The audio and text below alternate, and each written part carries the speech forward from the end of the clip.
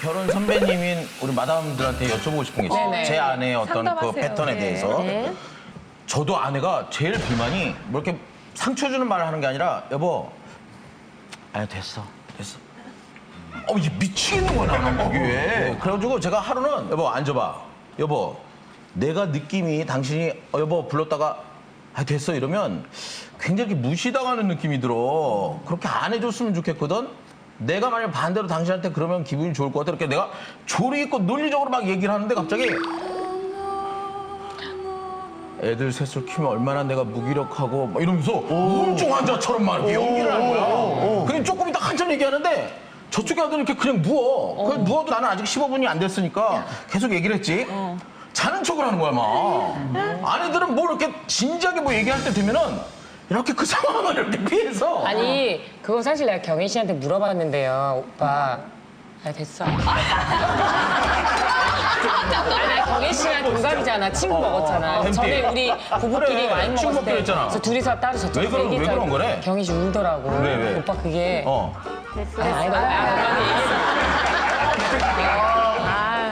진짜 궁금해? 됐어.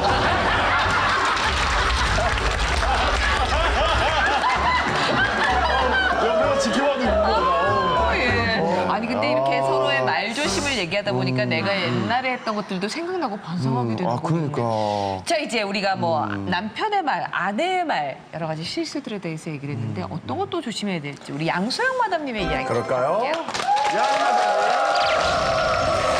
여사님. 남편은 없더라도 고등학교 친구만 있으면 살 수 있다. 이거 말 조심해야 되는 거 아닌가? 이게 말조심인가? 뭡니까? 제가 결혼을 한 지 이제 13년, 14년 들어가는데 제가 정말 저희 남편을 사랑해요. 그런데 또 깔아놓으신다, 또. 하게 들린다. 시작하신다, 또. 자막으로 넣어드릴게요. 이렇게 시청자들은 별로 궁금하지 않아.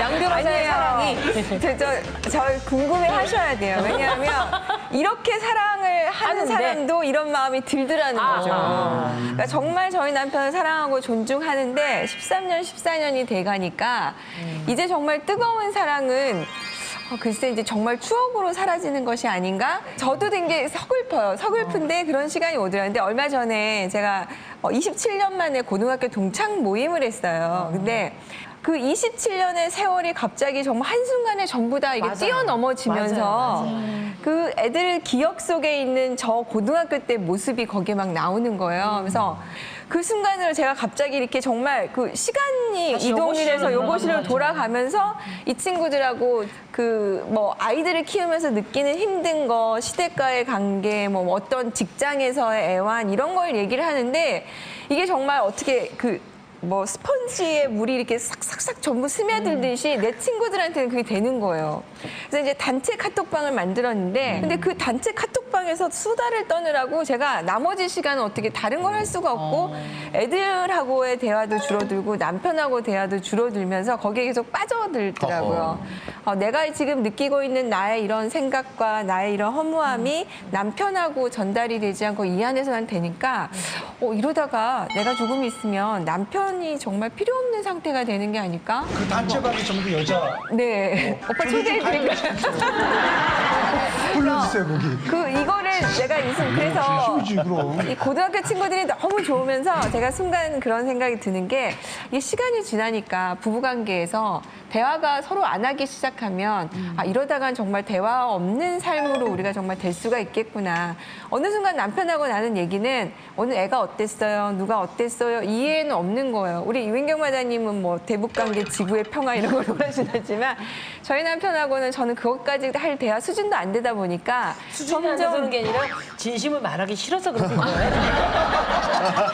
어느 순간 중이다. 남편하고 진심이 정말 얘기가 안 되는 순간도 오고 근데 고등학교 때 친구들을 만나서 너무 기뻤던 반면에 그러면서 부부간에 대해서는 다시 한번 좀 생각을 해보게 되더라고요. 근데 이런 얘기할 수다의 공간이야, 긍정적인 수다가. 힘이 네. 남자들과 술, 담배 이런 거 안 하는 대신에 수다로 풀어서 여자들이 더 오래 산다는 얘기들도 하잖아요. 근데 사실 이게 의미 없는 말이기는 하지만 그래도 여기 쌓여있는 것들을 정말 방구처럼 쏟아내면서 수다의 힘이라는 얘기도 책도 하고. 이 제 블로그 이미 블로그가 수다의 힘이에요. 예. 근데 남자들이 제일 많이 하는 말이 여자들은 쓸데없는 말만 한다는 거예요. 제 남편도 제가 하는 말의 99%가 쓸데없는 말이라고 생각을 해요. 뭐 무슨 뭐 드라마다 어땠더라, 누가 뭐 어땠더라, 뭐 이런. 근데 그 쓸데있는 말만 하는 남자들은 뭔 대단한 일을 하며 얼마나 세상을 많이 구해냈는지 저는 뭐 웃기지 마, 떠들지 마, 쓸데없는 말 하지 마란 말도 제일 웃긴다는 거예요. 세상은 다 웃겨줘야 돼요. 근데 왜 웃기지 말라 그러는지. 그리고 수다는 여성들에게 굉장한 치유고요. 여자들이 하는 수다는 내가 누구에게 내 얘기를 하면서 내 스스로가 정리가 돼요. 맞아. 자문구답인 거예요. 내가 스스로 묻고 내가 스스로 답을 하는 거예요. 그럼 자문구답을 하는 과정 통해서 예컨대 뭐 어머 선생님 속상해 죽겠어요. 우리 남편 왜 그런지 모르겠어요. 하다가 말을 하다 보면 그래도 이 인간을 참고 살아야지. 내가 뭐 다른 사람들은 봉사활동도 하는데 인류애로 데리고 살아야 되겠다. 이런 말을 수다를 통해서 느끼는 건데 왜 쓸데없이 드라마 얘기를 왜 쓸데없이 무슨 가방 얘기를 해. 근데 드라마나 가방에서 주는 지혜들이 다 있거든요. 지금 얘기하신 것처럼 머릿속에 있는 생각을 말로 표현하려고 그러면은 나도 모르게 한번 정리가 돼야 말로 나오는 거거든요. 이런 것들이 머릿속에 착착착착 정리가 되는 굉장히 좋은 긍정적인 효과는 분명히 있습니다. 근데 문제는 수다의 결과가 거기서 멈춰야 되는데 험담으로 가는 경우가 상당히 많다라는 그게 거죠. 문제인 거죠. 네, 그게 문제가 되는 거예요. 근데 결과적으로는 그렇게 함으로써 얻을 수 있는 건 아무것도 없어요. 결국은 내가 남을 씹는 그런 못난 사람이 되는 그러니까 것뿐이거든요. 험담하고 수다는 좀 분리를 굉장히 해야 다른 된다는 거죠. 제가 그 얘가 딱 좋은 게 있는 게 애들이 학년이 올라갈 때마다 이 엄마들 모임이 바뀌어요 계속. 그러면 한 반에서 보면 저희 집사람을 가만히 관찰해 보잖아요. 한 8, 9명의 엄마가 계속 단체방을 하든 뭐 집에 가면 계속 전화를 하든 몰려다니고 막 그래요 한 동네에서. 그게 얼마 안 있으면은 갑자기 두 그룹으로 쌈이 나눠졌다가 나요. 예, 맞아요. 다시 또 세 그룹으로 나눠져요. 그게 대부분의 맨 처음에 아주 즐거운 수다였다가 파벌이 생기면서 그 오해수가 되죠. 수다가 뒷담화가 되고 그게 누굴 아까처럼 씹고 이러다 보면은 나중에 욕하는 사이가 됐고 맞아. 심지어 그래서 저희 집사람 집에 가면 이 무리와 이 무리 사이에서 난 어디 껴야 되지?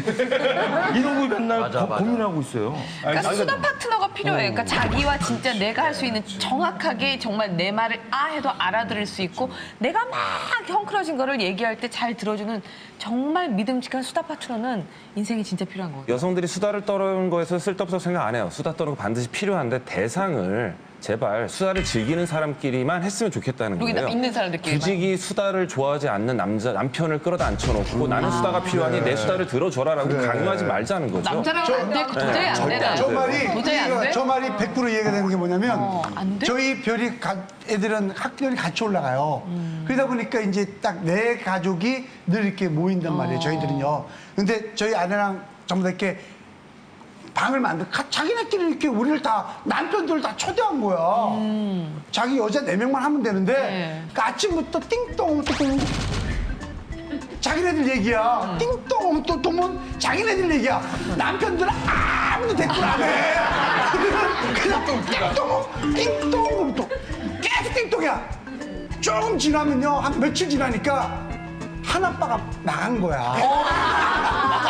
나간 거야. 그리고 일주일 있다가 두 아빠가 또 나가, 세 아빠가 나간 거예요. 못 참고. 유일하게 나만 남은 거 같고 이래. 나는 여자들을 좋아하니까.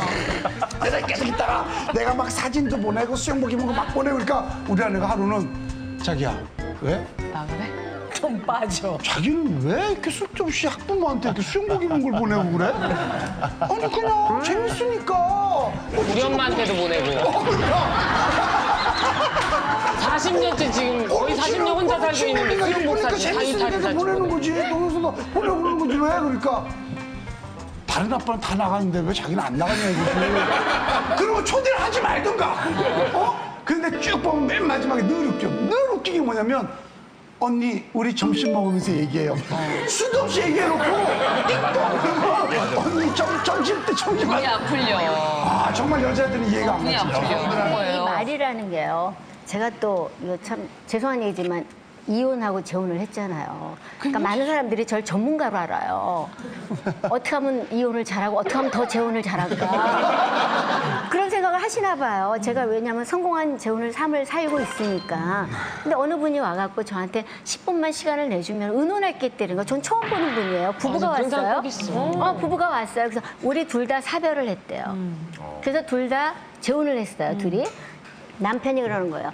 자기가 정말 자기 전처를 잃고 죽음을 생각 안 해본 날이 없대요.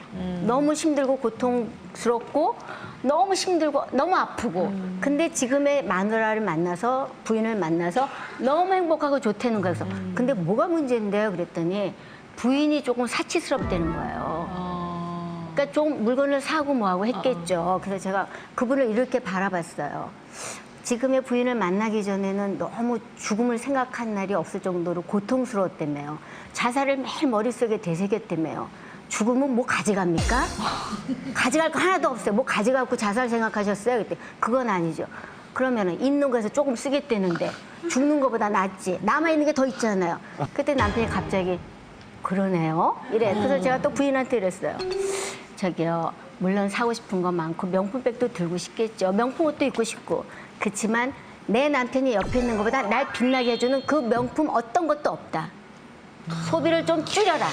전문가신데 진짜? 제가 이혼 재혼을 아니 그래서 제가 그렇게 얘기를 했어요. 그때 두 부부가 갑자기 웃으면서 나갔어요. 그게 10분도 안 되는 말 한마디였어요. 그래서 내가 오늘 내가 뿌듯한 날이었구나. 내 이혼이 어떤 때 흠이 되고 재혼이 애들한테는 상처도 주고 여러 가지 줄 수 있지만 또 다른 좋은 모습도 이렇게 전달해 줄 수가 있다는 걸 내가 느꼈죠. 이제 영화 감독이 있어서 처녀 때서부터 이제 친하고 막 그랬는데 이제 나도 결혼하고 그 집도 결혼해서 서로 왔다 갔다 하고 정말 어디 저녁도 먹고 막 그랬는데 하루는 부인이 막 울면서 전화 거는 거야. 왜 그러니 그러니까는 아유 우리 정 감독이 그냥 나를 뭐 어쩌고 저쩌고 하면서 이혼하자 그러는데 그냥 어떻게 하면 좋아. 난 나왔는데 친정도 없대. 부산에 있대. 친정. 그거 어떻게? 그래서 우리 집으로 와라. 그래서 한 3박 4일을 재웠어. 우리 영감이 일러서 그러는지 누구한테 들었는지 그 남편이 찾아왔어. 우리 편은 여기 때문에. 그래서 있어. 왜? 그러니까 이리 오라 그래. 나 좀 만나. 그래서 응급실에서 이제 이렇게 만나게 해줬단 말이야. 그랬더니 나하고 지혜 편내하고 싸잡아서 욕을 하는데 내가 무슨 죄니 먹이고 재워준 죄밖에 없는데. 네? 그게 죄죠. 아니 내가 대접해서 저희끼리 잘더라고 어떻게 좀 해보려고 그랬는데 싸잡아서 들이라 그러고 한참 한 시간 반을 소리 지르고 난리를 치더니 쓱 가면서 네가 데려갔으니까 네가 책임져 이러는 거야 마누라를. 나도 뭐 책임지라는 거야. 아니 그 영감은 되게 그 집 영감 되게는 와 어디서 욕을 그렇게 아니 그러니까 그 사람이 누가 내가 가서 주리를 틀어버리고 그렇게 틀어줬는데 그게 45년 전 얘기야. 사실 오지랖 하면 제가 아마 여기서 제일 최고지, 최고. 오지랖은 최고일 거예요. 정말 내 안에 오지랖이 넓어도 내 스스로가 난 정말 넓구나라는 걸 느꼈는데 다행이다. 그건 다 아버지한테 배운 거예요. 저는 어릴 때부터 아버지가 나를 너무 좋아 막내니까 너무 나를 사랑하니까 늘 초등학교 때 6살, 7살 때 저를 데리고 다녔었어요. 그때도 내가 눈치가 되게 빨랐었거든요. 공부를 못해도 그런 눈치도 되게 빨랐었어요. 딱 만나면 그 당시에는 아버님이 생각하기에 중요하신 분의 아닌 약속은 다방에서 만났어요. 솔다방, 역전다방 이런 아가야 너도 요구르트 한 잔 마셔라 이런 다방에서 마셨고 그런데 여자를 만나면 호텔 커피숍을 만나는 거예요. 그럼 이제 옆에를 이렇게 어린이가 이렇게 만나면 마주보고 이제 처음 아버지 마주보고 이렇게 여자랑 이렇게 보면 이쁘게 생긴 아줌마네. 그 당시는 아줌마지 아가씨도 아줌마로 보였으니까. 근데 또 며칠 있다 그 아줌마 만났는데 또 이게 한 3주 되니까 마주봐야 되는 아줌마가 옆에 앉아있는 거예요. 마주봐야 되는 아줌마가 옆에 앉아있는 거예요. 일을 해결해주면 옆으로 이쁜 아줌마는 옆에 앉는다. 그래서 내가 그걸 수도 없이 봤어요. 그러니까 이게 어릴 때부터 그게 좋은 건 줄 아는 거야. 남 일을 해결해주면 좋은 좋은 거에 일이 또 많이 뭐 들어오니까 네. 좋은 줄 알고 나는 그냥 해결해 주려고 그러고 뭐 하려고 그러고 이쁜 여자가 하면 토동 열심히 떼고 해결하고 나면 여기 앉으라고. 여기 앉으라고 그러고 그런 게 아버지의 오지랖 때문에 제가 나도 알게 모르게 배웠던 것 같아요. 자, 이렇게 좀 필요한 수다가 있는 반면 불필요한 수다가 이어지면 아까 얘기했던 험담, 소문, 별의별 것까지 다 맞아요. 이어집니다. 그 얘기를 우리 금보라 씨- 골드 퍼플. 골드 퍼플 여사님 듣도록 하겠습니다. 백사는 감방에 쳐놓은 여배우는 내가 기자 계신데. 예. 지금은 이제 하라도 못할 거예요. 정열이 없어서. 거기다가 처녀 때 얘기인데 거기다가 또 그렇게 시간을 낭비하기가 아까울 거예요. 그냥 헛소리 하는 놈 헛소리 하라보다 내비두면 되는데 가서 너 헛소리 했냐고 주둥이를 때릴 이유가 없는 거거든요, 사실. 근데 너무 말이 아닌 얘기를 하면은 그때는 정의감에 못 참았어요. 그래서 제가 참 내가 그 나이 아니면 또 두 번 다시 못할 짓이었구나 생각은 하는데 정말 너무 치명적인 말 있잖아요. 정말 아닌 거에 너무 치명적인 일생을 따라다니는 그런 말. 그러니까 쉽게 기자분들은 옛날에 그렇대더라 쓰면은 이 책이라는 건요. 방송은 안 나가면 못 봐요. 근데 이 책은 어느 구석인가 헌책방에서도 나와요. 그러면은 우리 손자도 볼 수 있고 자식이 볼 수 있는데 이런 기사가 나갔어요. 완전 여자로 치명적인 기사. 이걸 봤을 때 어떨까 생각이 드는 거예요. 그럼 저는 또 당장 고소를 하죠. 고소를 하죠. 근데 연예인분들이 약자기 때문에 그렇게 고소를 했다가도 치워하지 끝까지 가서 기자를 간방까지 가게 한 사람은 없었어요. 근데 제가 담당했던 그 검사분이 그때는 명예훼손이라는 게 없었을 때예요. 갔더니 딱 첫 마디가 이거 서류가 잘못 온 것 같다요, 고소장이. 왜요? 여기는 그때 서진 눈살인 사건이 났을 시기였어요. 여기는 그런 사건 아시죠? 그래서 예, 얼마 전에 뉴스를 봤습니다. 그런 거 담당하는 부서입니다, 이러는 거예요. 그래서 근데 자기 명예훼손죄 고소장에 온 거는 잘못 왔대. 그래서 내가 검사 그때 성도 안 잊어버려. 신검사님이었어요. 그럼 신검사님 건 제대로 온 건데요. 그때 네? 그래서 순간적인 살인하고 영원한 언론의 살인하고 어떤 게 더 치명적으로 상처받고 고통을 주는 살인입니까? 찔러서 죽이면 바로 죽으면 몰라요. 그렇지만 이 언론의 살인이라는 건 평생 두고두고 어느 순간에 나를 어떻게 찌를지 모르는데 그럼 제대로 온 거 아닙니까? 순간적인 살인하고 영원한 살인하고 어떤 게 더 재질이 나쁜지 판단하시고 연락 주세요. 그랬어요. 그다음부터 가해자 불러서 그 증빙이 있냐? 없다. 왜 썼냐? 그냥 친구가 소스를 줬다. 그러니까는 구속을 된 거죠. 그래서 그다음부터는 와이프가 애 울리면서 전화 와요. 제발 좀 살려주세요. 그러면 애도 울고요. 애 안 울었거든요. 그러면 막 울어요. 애가 갑자기 꼬집어는 거지. 그래도 그때 오래 갔어요. 근데 그런 거는 이거 뭐 제가 뭐 연예인이기 때문에 감당해야 되는 부분이지만 얼마 전에 제가 한 15년 정도 다닌 헬스클럽인데 근데 매일 보는 한 10몇 년을 보는데 어떤 분이 이제 제가 또 이렇게 재혼해서 잘 살고 남편하고 같이 운동하니까 너무 보기가 좋았던 거예요. 근데 보라 씨도 내가 오랜 시간 봤는데 착한 것 같더라. 그래서 아니에요. 저도 성깔이 있어요. 그랬더니 그래도 그 정도 뭐 예의 바르고 착해. 그래서 고맙습니다. 그리고 이제 그게 파우더룸이었어요. 근데 옷을 벗는 동안에 얘기를 한 거예요. 그래서 화장을 지으려고 하는데 거기 두 분이 계셨거든요.